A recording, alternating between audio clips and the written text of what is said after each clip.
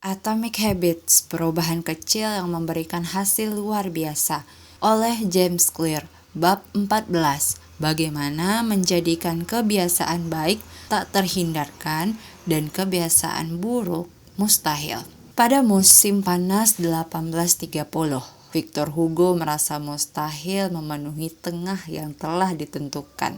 12 bulan sebelumnya, pengarang Prancis itu menjanjikan buku baru kepada penerbitnya. Namun, alih-alih menulis, ia menghabiskan tahun itu untuk proyek lain, menghibur tamu-tamunya, dan membuat penulisan naskahnya terbengkalai. Kesal melihat kenyataan itu, penerbit Hugo menanggapi dengan menetapkan tenggat kurang dari 6 bulan.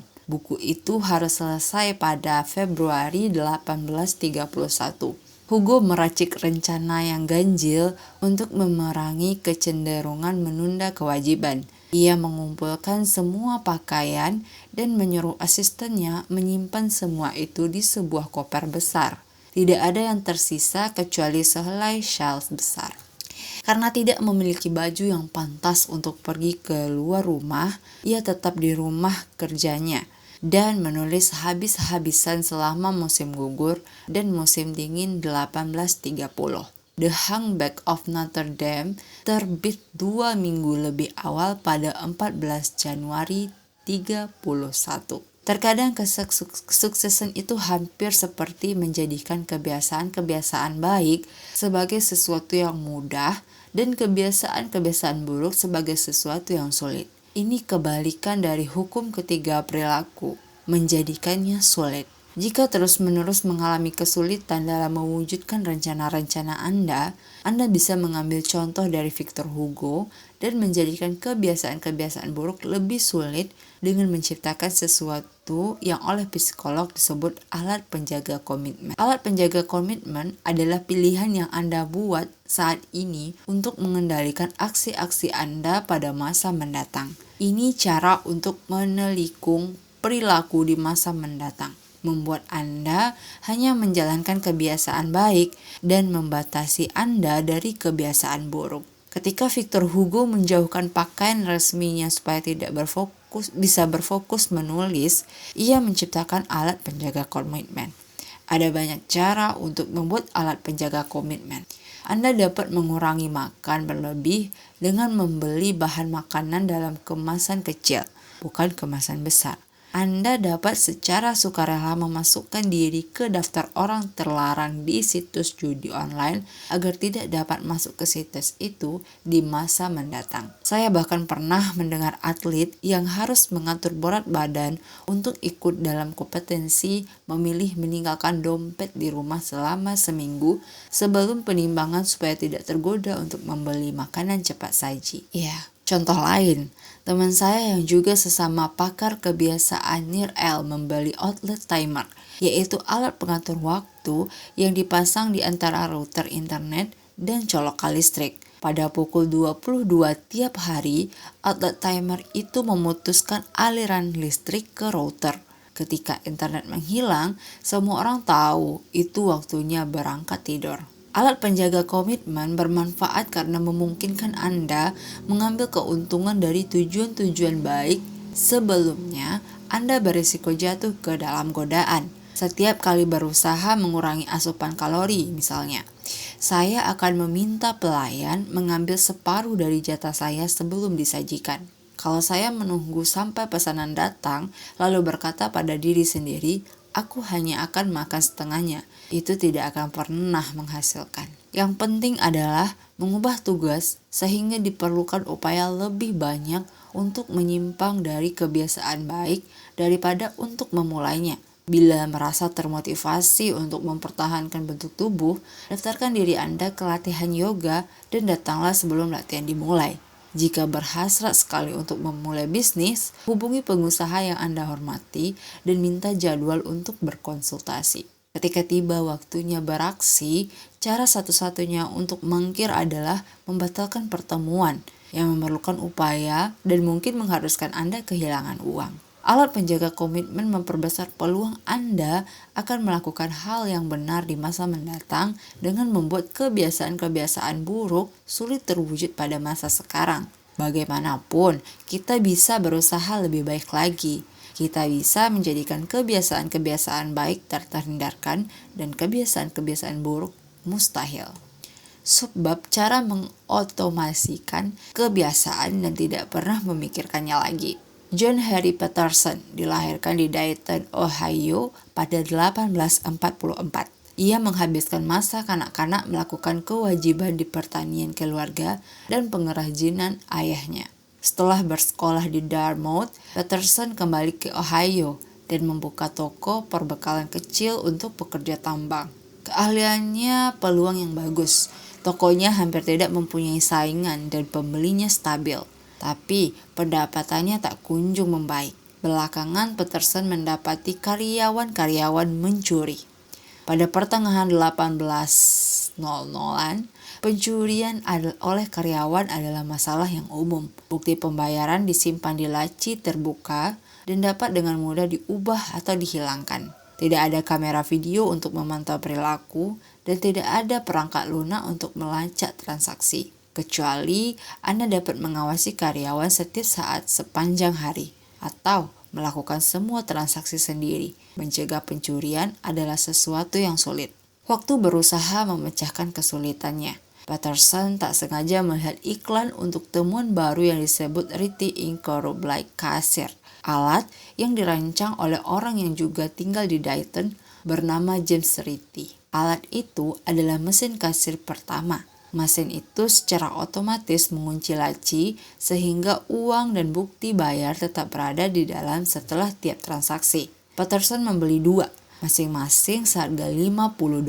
Pencuri oleh karyawan di tokonya hilang dalam semalam. Dalam 6 bulan berikutnya, usaha Patterson melonjak dari rugi ke perolehan laba sampai $5.000, setara dengan lebih dari $100.000 saat ini. Patterson sangat terkesan oleh mesin itu, sehingga mengubah usahanya. Ia membeli hak cipta Ritty dan membuka National Cash Register Company. 10 tahun kemudian, National Cash Register mempunyai lebih dari 1.000 karyawan dan berada di jalan untuk menjadi salah satu bisnis paling sukses di zamannya. Cara terbaik untuk membongkar kebiasaan buruk adalah menjadikan pelaksanaannya tidak praktis. Perbesar hambatan sampai Anda bahkan enggan melakukannya. Hal cerdas dalam penciptaan mesin kasir adalah mesin itu mengoptimasikan perilaku etis dengan membuat pencuri praktis mustahil. Alih-alih mengganti karyawan, mesin itu mengoptimatiskan perilaku yang lebih disukai. Sejumlah tindakan seperti memasang mesin kasir memberikan manfaat yang berulang. Pilihan yang hanya satu kali ini memang memerlukan sedikit kerepotan di awal, tapi menciptakan pertambahan nilai sejalan dengan waktu. Saya terpesona oleh gagasan bahwa pilihan tunggal dapat menghasilkan keuntungan berulang dan melakukan survei terhadap pembaca tentang aksi satu kali favorit yang mengantarkan ke kebiasaan jangka panjang yang lebih baik. Tabel di halaman berikut menyampaikan beberapa jawaban yang paling populer. Saya bertaruh, seandainya orang-orang rata-rata melakukan setengah saja dari tindakan satu kali di daftar ini, bahkan seandainya mereka tidak berpikir 2 kali tentang kebiasaan-kebiasaan mereka. Setahun dari sekarang, banyak orang akan merasakan hidup yang lebih baik. Tindakan satu kali ini adalah cara langsung untuk menerapkan hukum ketiga perubahan perilaku. Hal itu memudahkan orang tidur dengan lebih baik, makan dengan lebih sehat, bekerja dengan lebih produktif, menabung dengan lebih mudah, dan secara umum hidup dengan lebih baik. Sebab aksi satu kali yang mengunci kebiasaan baik. Nutrisi, memberi penyaring air untuk membersihkan air minum. Kebahagiaannya mengadopsi anjing. Nutrisi, memakai piring lebih kecil untuk mengurangi asupan kalori. Kebahagiaannya pindah ke lingkungan yang lebih ramah dan akrab. Tidur, membeli kasur yang bagus, menerima vaksinasi, membeli tirai gelap, membeli sepatu bagus untuk menghindari nyeri punggung, memindahkan televisi ke kamar tidur, membeli kursi yang ergonomis atau meja untuk bekerja sambil belajar. Produktivitas dan keuangan, berhenti berlangganan email, mendaftar ke program menabung otomatis, mematikan notifikasi dan mematikan suara kelompok mengobrol, daftar ke pembayaran tagihan otomatis, dan sebagainya. Tentu saja, ada banyak cara untuk mengoptimasi kebiasaan-kebiasaan bagus dan menghilangkan kebiasaan-kebiasaan buruk. Umumnya, cara itu melibatkan teknologi untuk membantu Anda. Teknologi dapat mengubah aksi-aksi yang biasanya sulit, menyebalkan, dan rumit menjadi perilaku-perilaku yang mudah, tidak merepotkan dan sederhana. Teknologi adalah cara yang paling andal dan efektif untuk menjamin perilaku yang benar. Ini terutama berguna untuk perilaku-perilaku yang kebetulan jarang sekali menjadi kebiasaan. Hal-hal yang harus Anda lakukan sebulan sekali atau setahun sekali, seperti menyeimbangkan kembali portofolio investasi Anda, tidak pernah diulang, cukup sering sampai menjadi kebiasaan. Jadi, dapat secara khusus memanfaatkan teknologi untuk mengingatkan bagi Anda. Contohnya, pengobatan. Resep dapat diarsipkan secara otomatis. Uang pribadi, karyawan dapat menabung untuk pensiun dengan pemotongan upah secara otomatis. Memasak, layanan pengiriman makanan dapat menggantikan acara belanja ke pasar. Produktivitas, perambahan media sosial dapat dihilangkan dengan mengeblok situs web yang bersangkutan. Ketika mengoptimasikan sebanyak mungkin kehidupan Anda dapat mengarahkan usaha pada tugas-tugas yang belum bisa dilakukan oleh mesin. Tiap kebiasaan yang kita serahkan pada otoritas teknologi membebaskan waktu dan energi kita untuk tahap pertumbuhan berikutnya. Seperti yang ditulis oleh matematikawan dan filsuf Alfred North Whitehead, peradaban maju dengan memperbanyak jumlah operasi yang dapat kita kerjakan tanpa memikirkannya. Tentu saja, kekuatan teknologi juga dapat merugikan kita. Menonton secara maraton menjadi kebiasaan ketika Anda harus mengerahkan lebih banyak energi untuk berhenti melihat layar daripada lanjut mengerjakannya. Alih-alih mengharuskan kita memijit tombol untuk melanjutkan ke episode berikutnya, Netflix atau YouTube mengaktifkan autoplay bagi Anda. Yang diminta dari Anda hanya membiarkan mata tetap terbuka. Teknologi menciptakan tingkat kenyamanan yang memungkinkan Anda beraksi dengan petunjuk-petunjuk dan keinginan-keinginan yang minimal. Cukup dengan merasa lapar, Anda bisa mendapatkan makanan yang dikirim sampai ke pintu. Cukup dengan merasa bosan, Anda dapat tersesat di tengah hutan rimba media sosial. Ketika upaya yang diperlukan untuk mewujudkan keinginan Anda menjadi hampir sama dengan nol, Anda tanpa sadar dapat hanyut oleh dorongan apapun yang muncul pada saat itu. Sisi buruk otomatisasi adalah kita bisa mendapati diri beralih dari aksi mudah satu ke aksi mudah berikutnya tanpa menyediakan waktu untuk yang lebih sulit. Padahal, mungkin yang sulit itu akan memberikan ganjaran lebih besar.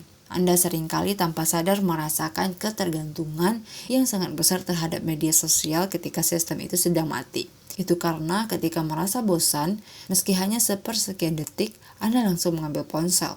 Mudah bagi kita untuk mengabaikan distraksi minor ini sebagai hanya untuk selingan kok. Tapi sejalan dengan waktu, pengabaian ini dapat terakumulasi menjadi masalah serius. Pembelaan terus-menerus untuk alasan hanya 1 menit lagi dapat menghalangi saya mengerjakan apapun yang terbilang sulit. Saya tidak sendiri, banyak orang menghabiskan lebih dari 2 jam per hari di media sosial. Apa yang dapat Anda perbuat dengan 600 jam tambahan per tahun? Sepanjang tahun, ketika sedang menulis buku ini, saya bereksperimen dengan strategi manajemen waktu baru. Setiap Senin, asisten saya mereset password di semua akun media sosial saya, membuat saya tidak dapat mengaksesnya. Sepanjang minggu, saya bekerja tanpa gangguan. Pada hari Jumat, ia mengirimkan password baru kepada saya. Saya mempunyai seluruh akhir pekan untuk menikmati apa yang ditawarkan oleh media sosial. Sampai Senin pagi ketika ia mengganti password lagi. Jika Anda tidak punya asisten, minta bantuan teman atau anggota keluarga untuk melakukannya. Salah satu hal yang paling mengejutkan adalah betapa cepat saya beradaptasi.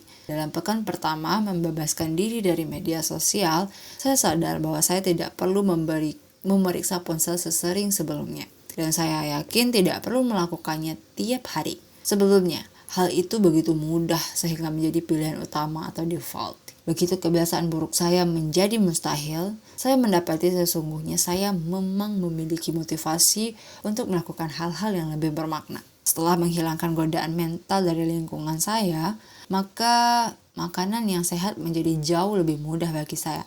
Ketika bekerja untuk kebaikan Anda, otomatisasi dapat menjadikan kebiasaan-kebiasaan baik tak terhindarkan dan kebiasaan-kebiasaan buruk mustahil.